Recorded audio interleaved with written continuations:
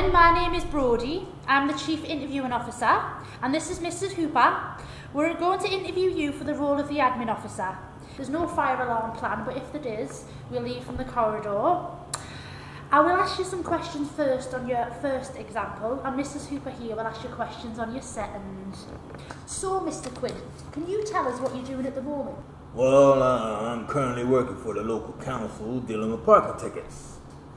I consider their appeals to decide whether to uphold the appeal or impose a fine.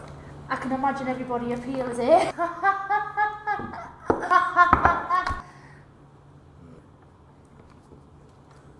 Okay then.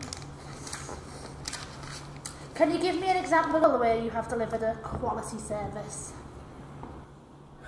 Yes, I worked as a customer supervisor dealing with customers face-to-face at a bank. A customer contacted me asking for advice for an account with a high interest rate. I asked him relevant questions about his financial situation and then gave him recommendations of which products would be the most suitable. How did you know you've made the right choice?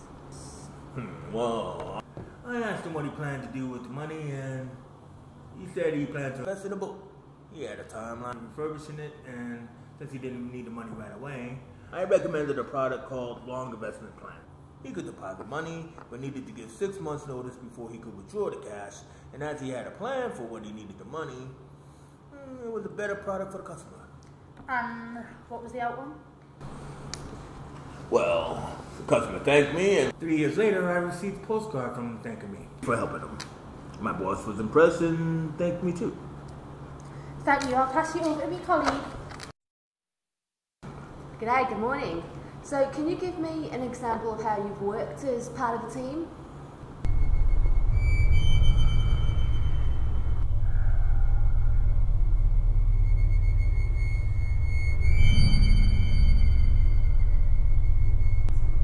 You can use the example on your form or another example if you wish.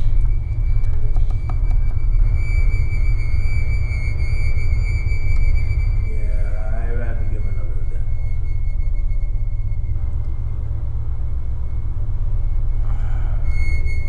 I'll give you an example when I served on the Indianapolis in the Pacific Ocean.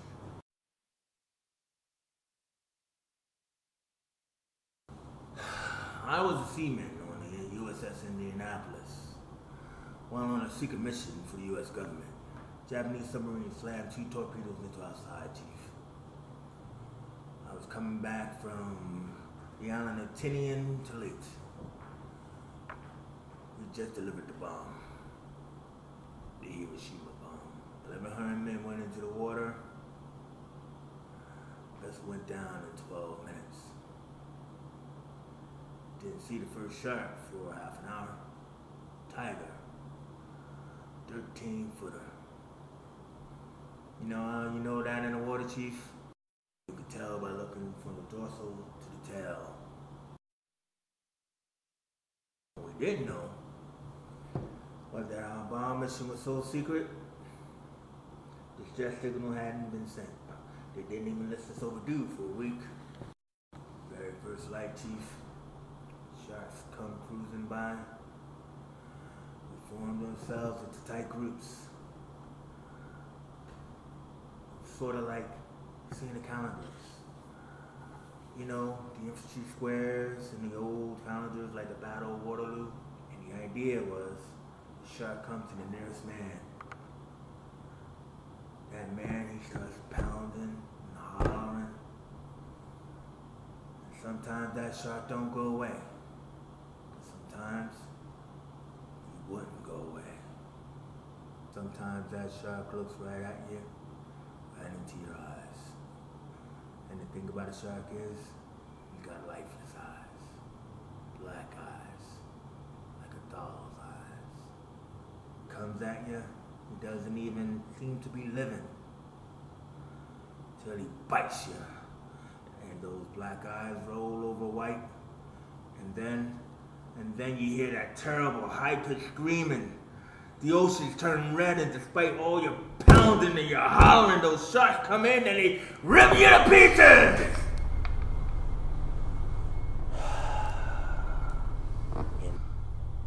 You know, by the end of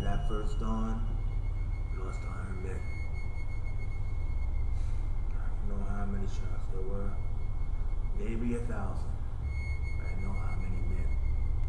They averaged 6 an hour.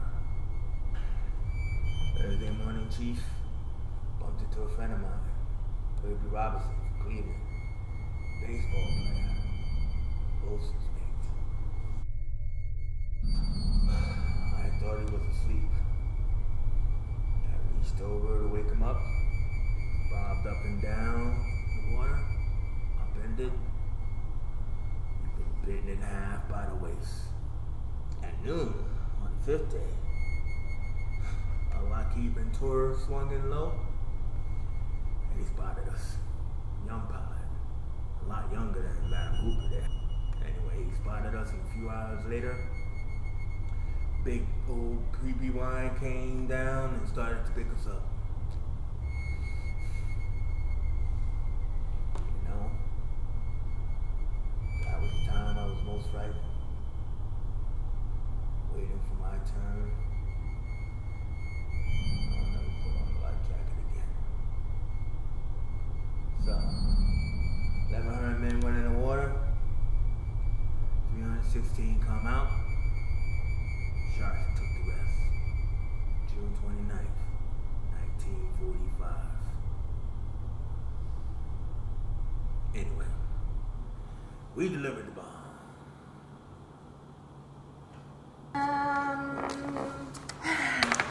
Do you have another example of